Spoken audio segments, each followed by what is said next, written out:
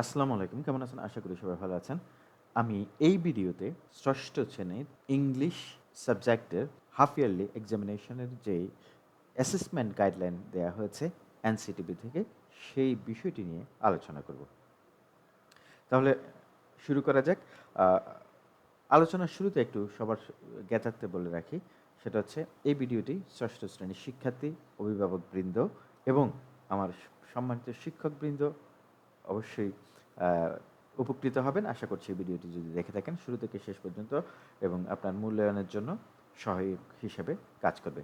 এবং আমি আরেকটা বিষয় ক্লিয়ার করছি, সেটা হচ্ছে আগামী কয়েকদিনের ভেতর আমি মূল্যায়নের সম্পূর্ণ প্রসেসটা এবং এখানে যে গাইডলাইন দেয়া আছে সেভাবে ভিন্ন ক্লাস তৈরি করব ইনশাআল্লাহ।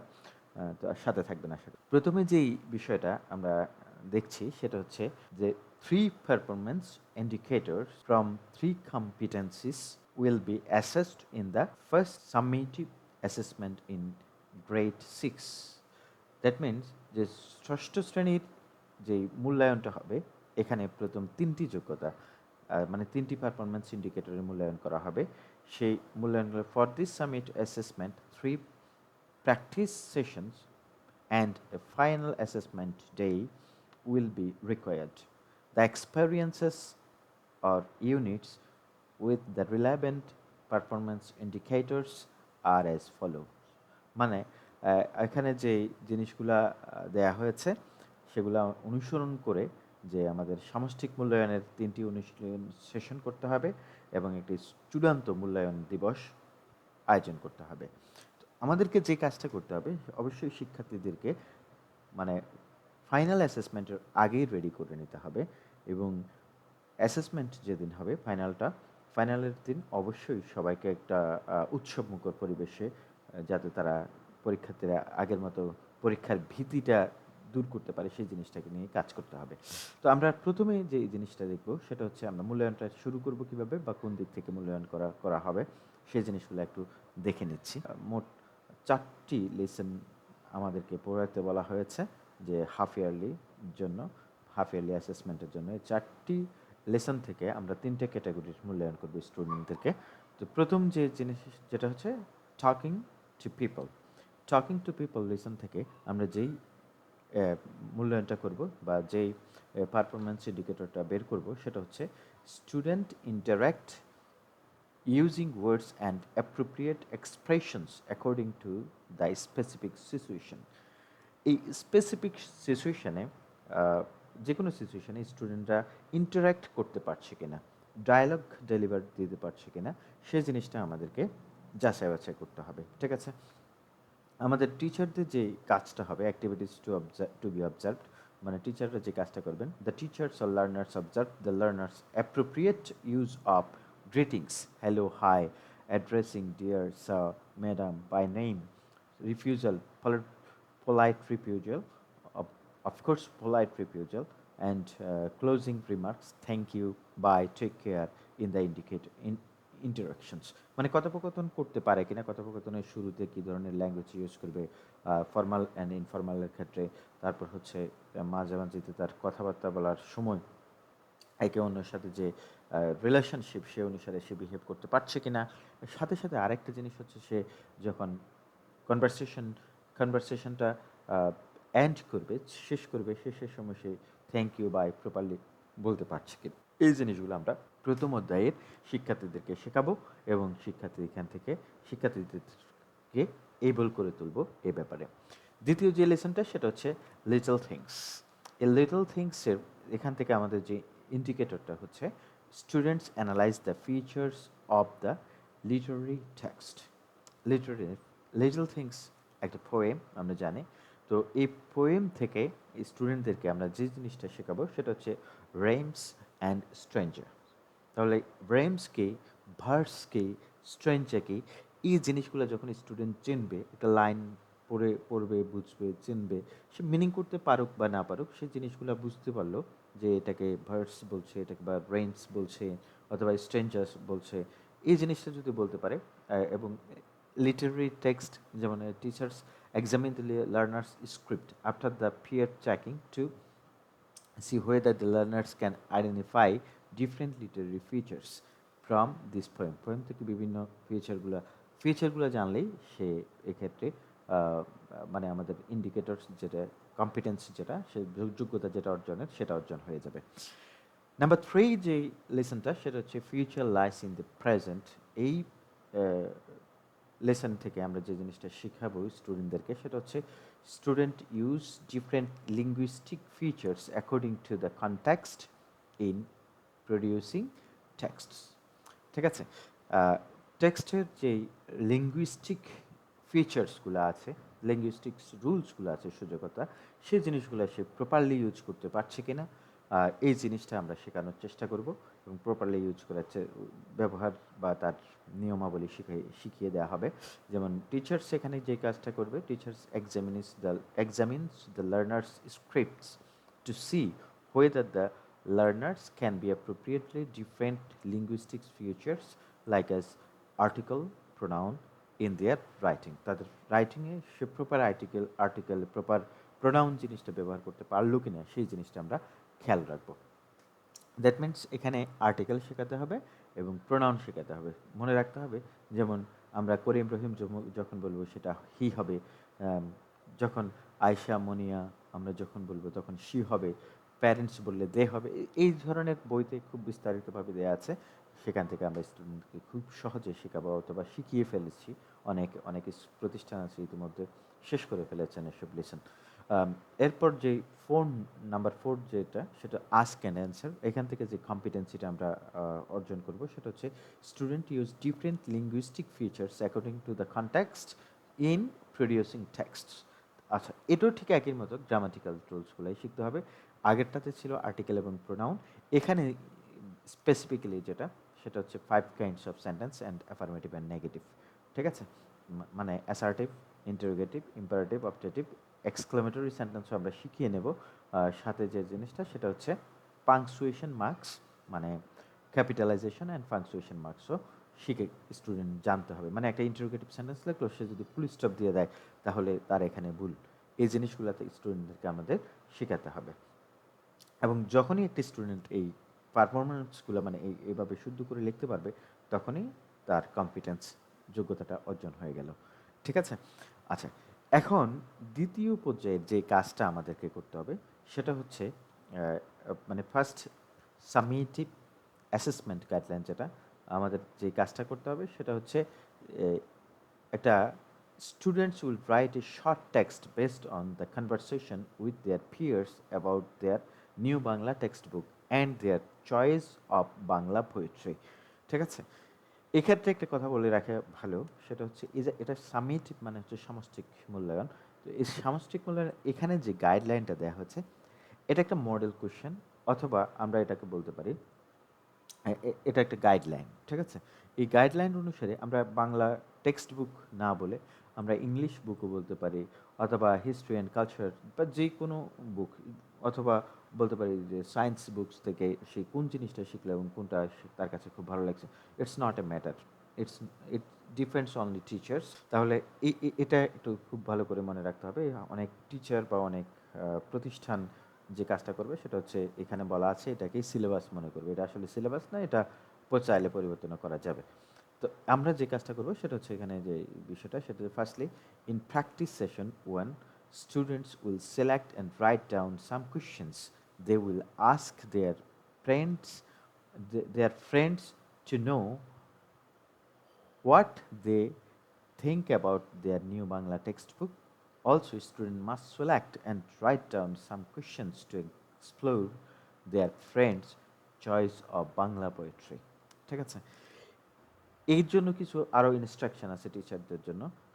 সেটা হচ্ছে যে আমি এই জিনিসটা একটু ব্যাখ্যা করে নিচ্ছি। সেটা হচ্ছে একটা স্টুডেন্টকে আমরা বলবো যে তুমি তোমার বন্ধুকে জিজ্ঞেস করবে সে বাংলা বইয়ের কোন কবিতাটি পছন্দ করে, বা কবিতা পছন্দ করলে সেটা কেন পছন্দ করে, তার কাছে কেন ভালো লাগে। এই ধরনের কিছু কোয়েশ্চেন আমরা জিজ্ঞেস করব একজন আরেকজনকে। সো এইরকম অন্তত 5 থেকে 10টি কোয়েশ্চেন তোমাকে মেক করতে হবে। ঠিক আছে, আচ্ছা, কোয়েশ্চেন মেক করার যে যোগ্যতাটা সেটা আমরা পেলাম কোথায়? আস্ক অ্যান্ড অ্যান্সার যেই লেসনটা আছে আমাদের এখানে, সেখান থেকেই আমরা মূলত এই যোগ্যতাটা অর্জন করেছি। ঠিক আছে? এখান থেকে ইন্টারোগেটিভ সেন্টেন্স মেক করার যোগ্যতা অর্জন করার কারণে আমরা 5 থেকে 10টি কোয়েশ্চেন মেক করব, যেগুলো আমাদের বন্ধুদেরকে একজন আরেকজন জিজ্ঞেস করবে, মানে স্টুডেন্টরা একজন আরেকজনকে জিজ্ঞেস করবে। নাম্বার 2 গাইডলাইন হচ্ছে guide them to select and write some relevant questions. মানে এই যে কিছু কোয়েশ্চেনগুলা সিলেক্ট করে দিতে হবে। অনেক সময় দেখা যাবে যে স্টুডেন্ট যারা খুব ভালো তারা হয়তো পারছে, কিন্তু অধিকতর স্টুডেন্ট আমাদের ক্লাসে হয়তো 10 জন 12 জন খুব ভালো থাকে, কিন্তু ম্যাক্সিমাম স্টুডেন্টই খারাপ থাকে। তো সেক্ষেত্রে তাদেরকে যে কাজটা করতে হবে, হেল্প করতে হবে। For example, students can ask their peers about the illustrations, interesting tasks and activities, interesting stories, poetry and drama of Bangla textbook. Okay, আমি যে কথাটা একটু আগেই বলছিলাম যে বিভিন্ন জিনিস থেকে হতে পারে, বাংলা বই থেকে বা অন্যান্য বই থেকে। For the choice of Bangla poetry, students can ask which poem they like, what what it is about, why he or she likes it, how many stanzas there are in the poem, and how the rhythm, how, how the rhyming patterns of this poem are. তাহলে এই যে যে প্রশ্নগুলা আমরা relative প্রশ্নগুলা তৈরি করে দেব স্টুডেন্টদেরকে, যদি তারা না পারে। ঠিক আছে? তবে এক্ষেত্রে তৈরি করতে দিতে গেলে কিন্তু স্টুডেন্টের মানে যে আমাদের যে মার্কিং সিস্টেমটা, সেক্ষেত্রে স্টুডেন্টরা একটু কম মার্কস পাবে। তো আমি সাজেস্ট করব, তোমরা যারা স্টুডেন্ট আছো তারা অবশ্যই এই মানে তোমার যে ফার্স্ট সামিটিভ অ্যাসেসমেন্টের আগেই অন্তত এই জিনিসগুলো শিখে নেবে, নিজেরা প্রশ্ন করার প্যাটার্ন জানবে, নিজেরা যাতে প্রশ্ন তৈরি করে ফেলতে পারো ইমিডিয়েটলি, অন্তত 10টা প্রশ্ন যে কোনো টপিকের উপর, সেই জিনিসটা অবশ্যই বাইরে থেকে শিখে নিতে হবে। আচ্ছা, যাই হোক, তবে টিচার হেল্প করবে, সমস্যা নেই, কিন্তু টিচার হেল্প করার বা তোমার সতীর্থ যখন তোমাকে হেল্প করবে তখন অবশ্যই তোমার মার্কস কমবে। এখানে তো আসলে মার্কস না, তোমার যে ইন্ডিকেটরস সেটা কমে যাবে। ঠিক আছে?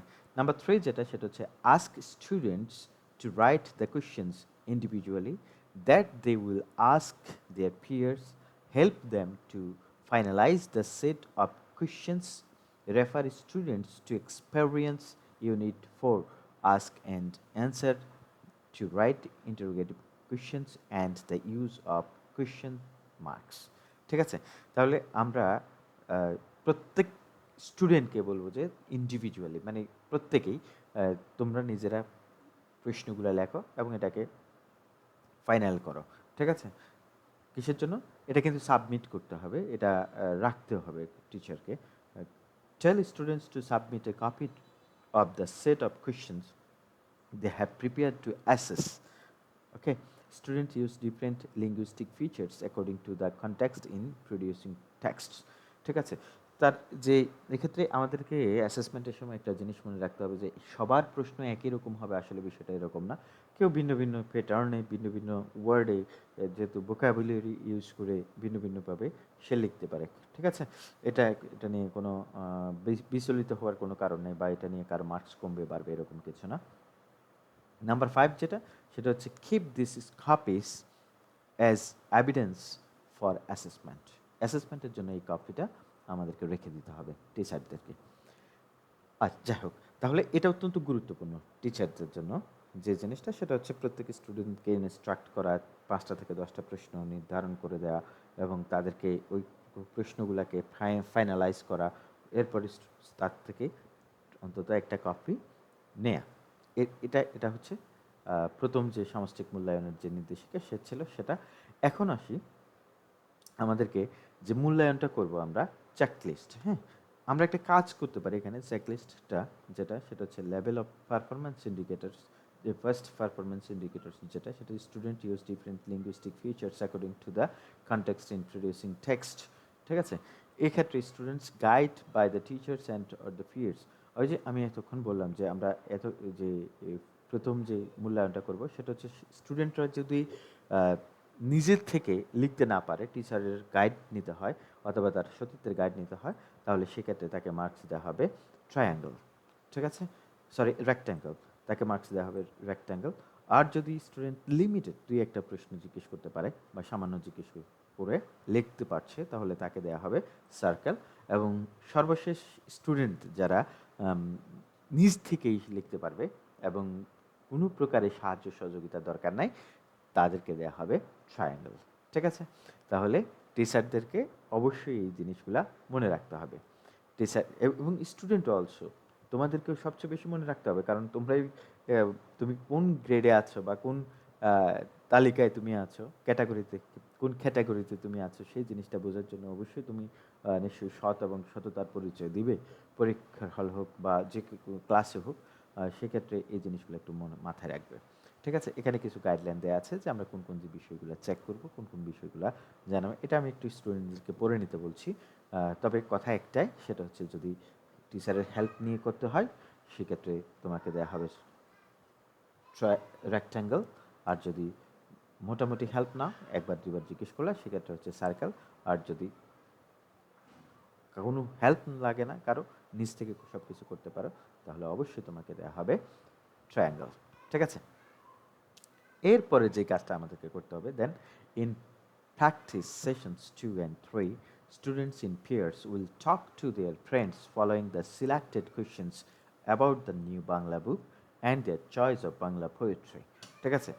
এবার স্টুডেন্টরা পেয়ার্স, জোড়ায় জোড়ায়, জোড়া জোড়া একজন আরেকজনকে জিজ্ঞেস করবে, একজন আরেকজনকে মূল্যায়ন করবে। যে প্রথম যে ইনস্ট্রাকশন ফর দি টিচার্স, এখানে টিচারদের জন্য যে ইনস্ট্রাকশনটা দেওয়া আছে, সেটা হচ্ছে tell students to work in pairs and at the end students will do a peer assessment. মানে একজন শিক্ষার্থী আরেকজনের সাথে জোড়ায় জোড়ায় মিলবে এবং তারা একজন আরেকজনকে প্রশ্ন করবে। প্রশ্ন করার পর ওই যে অ্যাসেসমেন্টটা, ওটা আমরা বোর্ডে লিখে রাখবো, সেটা স্টুডেন্টদেরকে দিয়ে করানো হবে যে সে আসলে কারো সাহায্য ছাড়া পারছে কিনা, অথবা নিজে নিজে করতে পারছে কিনা। এক্ষেত্রে যে কাজটা করতে হবে সেটা হচ্ছে স্টুডেন্ট জোড়া জোড়া যখন প্রশ্ন করবে, অথবা এরপর যে জিনিসটা, যেমন instruct each pair to make a conversation using the set of questions they have prepared to know their friends' thought about new Bangla book. Also tell them to ask questions to know his or her friend's choice of Bangla poetry. Each pair will listen to each other's answers and take notes, especially the questions about the features of poem. Later, students will submit copies of the question and answer of their friends. Clear? সেটা হচ্ছে একটি student যখন একজন আরেকজনকে প্রশ্ন করবে, প্রশ্ন করার পরে একটা প্রশ্নের অ্যান্সার করবে, অ্যান্সার করার, সাপোজ আমি না স্টুডেন্ট ওয়ান, আমার কিছু কোয়েশ্চেন আমি আরেকজনকে জিজ্ঞেস করছি, সে ওই প্রশ্নটার অ্যান্সার দিচ্ছে। অ্যান্সার দেওয়ার সময় আমাকে যে কাজটা করতে হবে সেটা হচ্ছে আমাকে নোট করতে হবে। ঠিক আছে? এবং নোট করে তার যে বলছে সে যে জিনিসগুলা, সেই জিনিসগুলা নোট আকারে রাখতে হবে। কোন প্রশ্নের অ্যান্সারে সে কোন জিনিসটা বলল, সেটা তার বলার শেষে আমি তাকে আবার ফিরিয়ে দেব। ঠিক আছে? আমার জোড়ার দ্বিতীয় যে পার্সন ছিল তাকে দিয়ে দেব। Use this copies to assess P1। মানে এবার এই অথবা মানে স্টুডেন্টকে অ্যাসেস করার আগে, students analyse the features of the literary text. মানে অ্যাসেস করার আগে, অ্যাসেস করার পরেই আমি সাধারণত ফিরিয়ে দেওয়ার চিন্তা ভাবনা করব, কারণ অ্যাসেস করার আগে ফিরিয়ে দিলে অনেক সময় হয়তো এটা ভুল ডিসিশনও আসতে পারে বা রং জাজমেন্ট হতে পারে। তো কে? স্টুডেন্ট। ঠিক আছে? আচ্ছা, এরপর নাম্বার 3 হচ্ছে keep the questions and their peers answers when the students will prepare a text on the last session. Check whether these questions and answers match the text. Remember, as the questions and answers will vary from student to student, their text will also be different. It will help students avoid copying. যাই হোক, এরপরে ওদের মূল্যায়ন শেষ, কথোপকথন শেষ। এবার তারা এটা টিচারকে একটা কপি দেবে। টিচার দুজনের কপিটাই জমা রাখবে। জমা রেখে আমাদের যে ফাইনাল অ্যাসেসমেন্টের দিন, সে যেই কথাগুলো আজকে বললো সেটার সাথে ওই ফাইনালের দিন মনে মিল আছে কিনা সেই জিনিসটা আমরা চেক করে দেখতে পারবো। আচ্ছা, নাম্বার 4 এর ইনস্ট্রাকশন হচ্ছে instruct students to use appropriate greetings. Instruct students to appropriate greetings, addressing and closing remarks while they will practice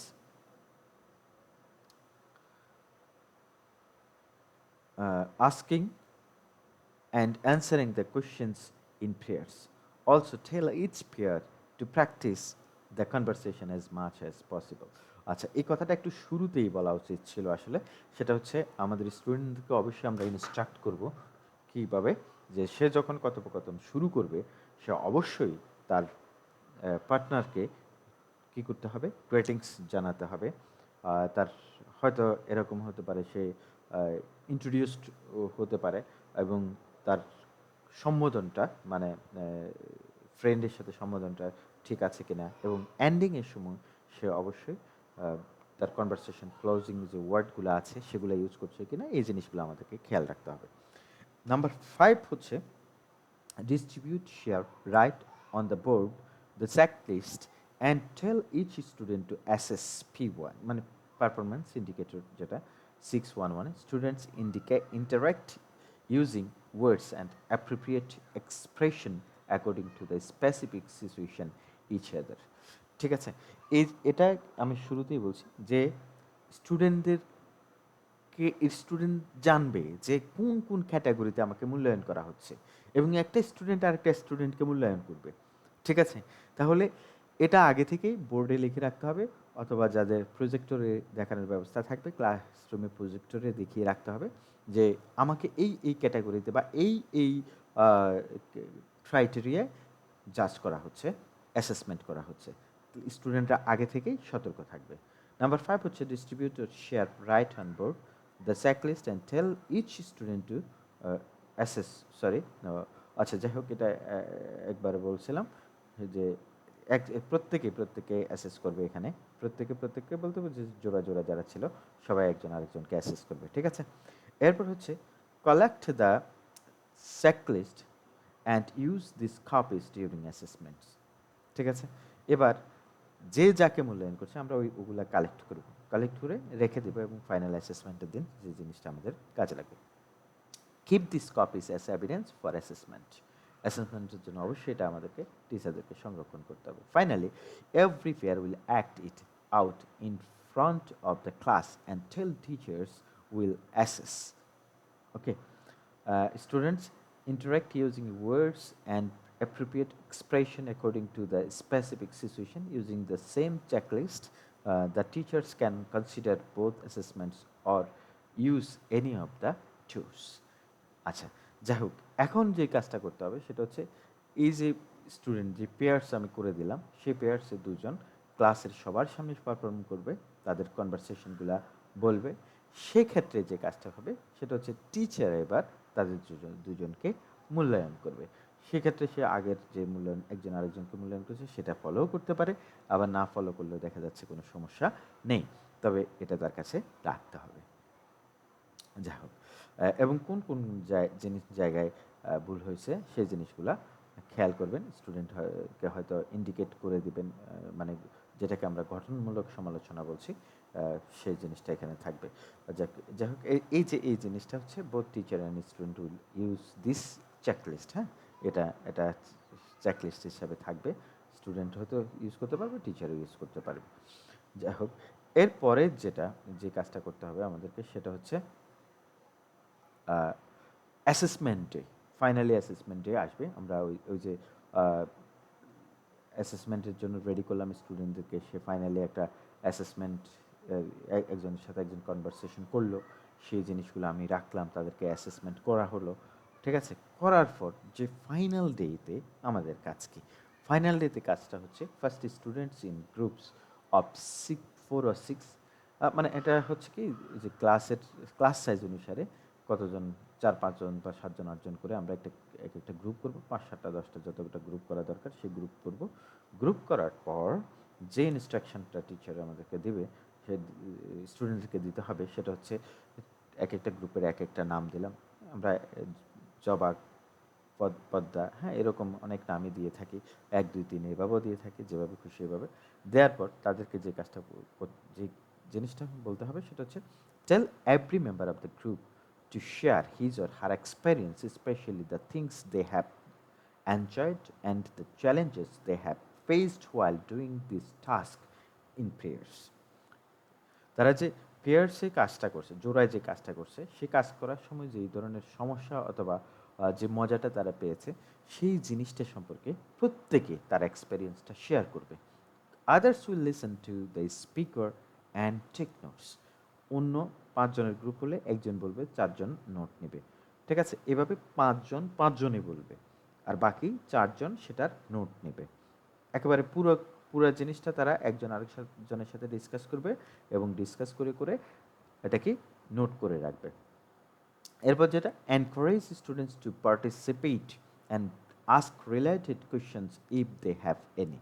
মানে স্টুডেন্টদেরকে প্রশ্ন করছে, কোন কোন প্রশ্ন করতে পারে, আরও এঙ্গেজেবল ক্লাস করার জন্য টিচার কিছু প্রশ্ন তাদেরকে সাপ্লাই দিতে পারে, যদি স্টুডেন্ট প্রয়োজন মনে করে। প্রয়োজন যদি মনে না করে, আমার মনে হয় এখানে দেওয়ার দরকার নেই, কারণ টিচার যখনই এখানে নাক গলাতে যাবেন, স্টুডেন্টদের ক্রাইটেরিয়া বা পারফরমেন্সের ইন্ডিকেটরসগুলো নিচের দিকে নামতে থাকবে। নাম্বার 4 হচ্ছে যে later on they will make the first draft of the text on my experience of collecting information from friends, especially what they have enjoyed and the challenges they have faced throughout the tasks and activities. Tell the students to write the text individually. তাহলে তাদের কথোপকথন যখন শেষ হয়ে যাবে, final ডের কথা হচ্ছে, যখন শেষ হয়ে যাবে, একজন আরেকজনের সাথে কথোপকথন শেষ, প্রত্যেক স্টুডেন্টকে বলা হবে, ঠিক আছে, তোমরা এবার একটা কাজ করো, সেটা হচ্ছে যে মাই experience of collecting information from friends, এটার উপর একটা 150 মিনিমাম 150 ওয়ার্ডসের কে লেখো, একটা স্ক্রিপ্ট লেখো। ঠিক আছে, একটা প্যারাগ্রাফ জাতীয় কিছু বা একটা স্ক্রিপ্ট সে লিখতে হবে, টেক্সট লিখতে হবে। ঠিক আছে, লেখার পর যে কাজটা করতে হবে সেটা হচ্ছে, আচ্ছা, লিখতে গেলে এখানে যে ক্রাইটেরিয়াগুলো ফলো করতে হবে, যে জিনিসগুলো থাকবে, সেটা হচ্ছে based on the questions they prepared and answer they got from their peers. মানে তারা যে প্রশ্নগুলো তৈরি করেছে এবং ও তাদের বন্ধুদের কাছ থেকে যে বা সতীর্থদের কাছ থেকে যে প্রশ্নগুলো পেয়েছে, সেগুলা নিয়ে তাদেরকে কী করতে হবে, এই জিনিসটা প্রিপেয়ার করতে হবে। In groups they will discuss and take each others help if needed. মনে রাখতে হবে একটা জিনিস, সেটা হচ্ছে যখনই কেউ কারো হেল্প নেবে, এক্ষেত্রে যে কাজটা হবে, স্টুডেন্টরা কিন্তু বলে দেয়, স্টুডেন্টরা কিন্তু এটা গোপন রাখে না, স্টুডেন্টরা বলে দেয়। তো সো স্টুডেন্ট কেউ যদি কারো কাছ থেকে হেল্প যদি প্রয়োজন মনে করে, সে নিতে পারে, কিন্তু নিলেই তার কম্পিটেন্সির যে ব্যাপারটা সেটা কমতে থাকবে, হ্রাস পাবে।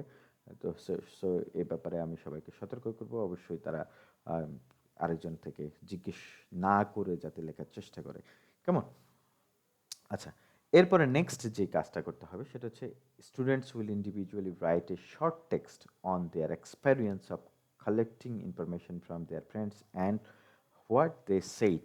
Later they will submit it as an assignment. তারপর স্টুডেন্টরা এটা কালেক্ট করে একটা ফ্রেশ কপি করে একেবারে অ্যাসাইনমেন্ট মতো করে টিচারকে এটা জমা দেবে।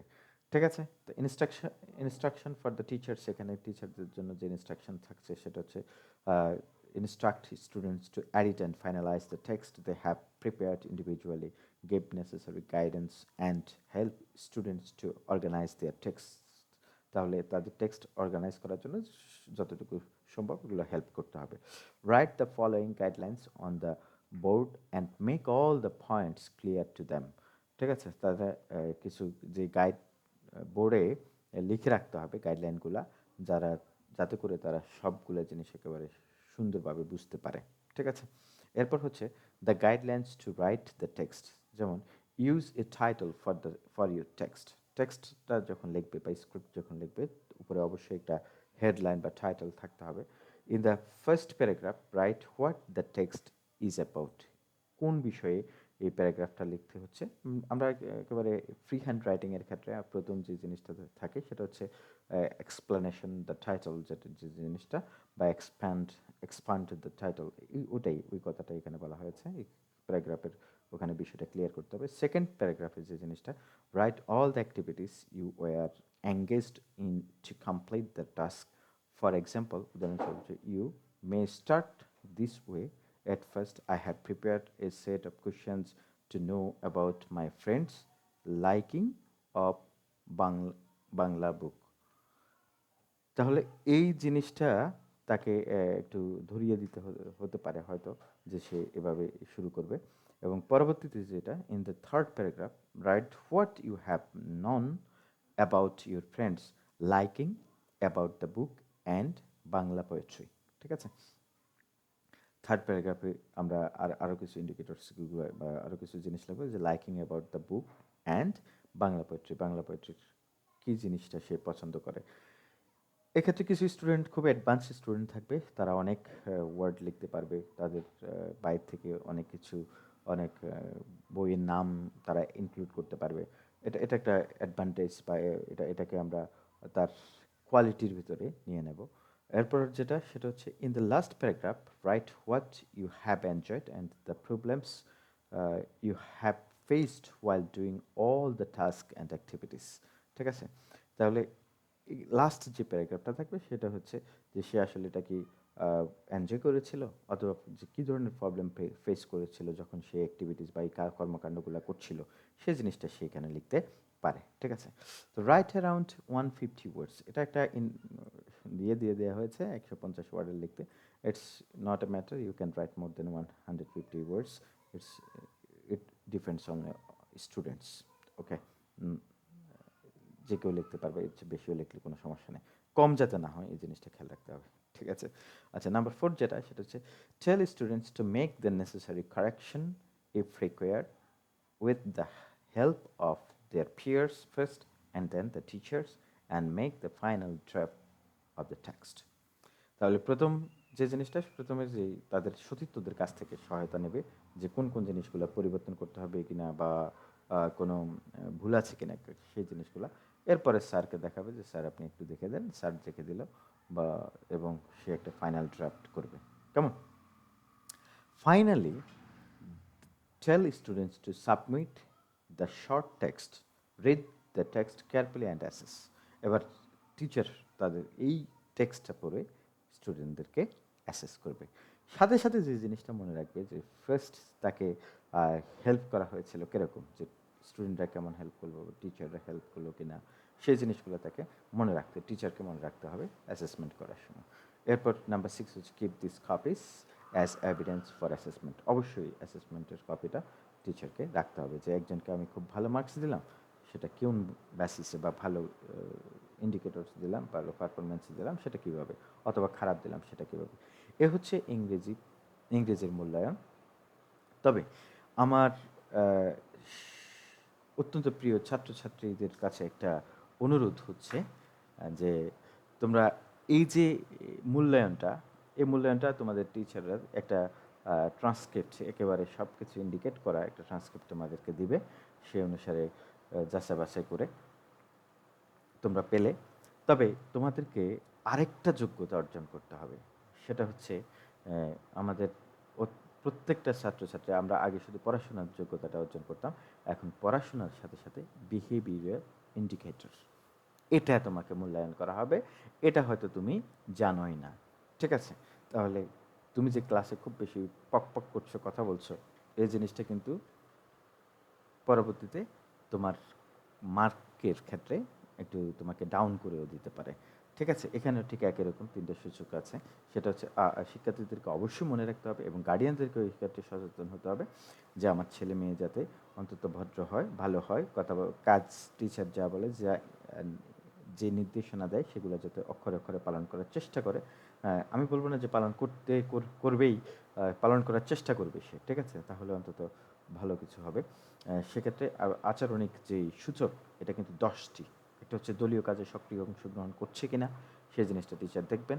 নিজের বক্তব্য মতামত দল সবার সাথে শেয়ার করছে এবং অন্যদের বক্তব্য শুনে গঠনমূলক আলোচনায় অংশ নিচ্ছে কিনা এই জিনিসটা টিচার দেখবেন। নির্দিষ্ট সমস্যার সমাধানে পূর্ব নির্ধারিত প্রতিক্রিয়া অনুযায়ী কাজের ধাপসমূহ যথাযথভাবে অনুসরণ করছে কিনা সেই জিনিসটা তার টিচার খেয়াল করবেন।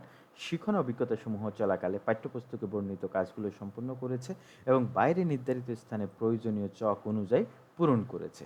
মানে কিছু কিছু স্টুডেন্ট আছে যা কিছু হোক সে খাতায় একটা অক্ষরও লিখতে রাজি না এখন, সে কাজটা করবে না, সেটা নোট নিচ্ছে কিনা বা অন্যের সাথে আলোচনার সময় সে কতটা মনোযোগী সেই জিনিসগুলো তাকে মূল্যায়ন করা হবে। পরিকল্পনা অনুযায়ী যথাসময়ে নির্ধারিত কাজ সম্পূর্ণ করেছে কিনা, মানে আমি তাকে সময় দিলাম 10 মিনিট, সে 1 ঘন্টা কাজ লাগে না, হবে না, সে আমরা নির্ধারিত সময়ের মধ্যে করলে সে আলাদা একটা মার্কস পাবে।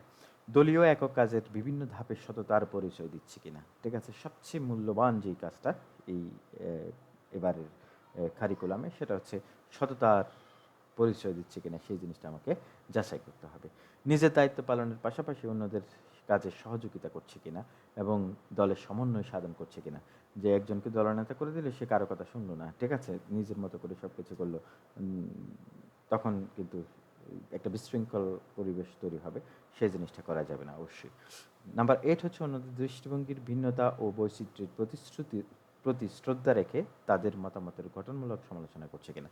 মানে অন্যের মতামত যাই হোক, সেটা পজিটিভ হোক নেগেটিভ হোক, তা অবশ্যই স্টুডেন্টদেরকে তার মতামতের গুরুত্ব দিতে হবে। নাম্বার 9 হচ্ছে দলের অন্যদের কাজের উপর ভিত্তি করে গঠনমূলক ফিডব্যাক দিচ্ছে কিনা।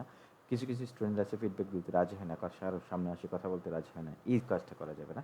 নাম্বার 10 ব্যক্তিগত যোগাযোগ উপস্থাপন, মডেল তৈরি, উপকরণ নির্বাচন ও ব্যবহার ইত্যাদি ক্ষেত্রে পরিমিতিবোধ, বৈচিত্র্যময়তা ও নান্দনিকতা বজায় রেখে সিদ্ধান্ত নিচ্ছে কিনা সেই জিনিসটা টিচার খেয়াল করবে, ঠিক আছে।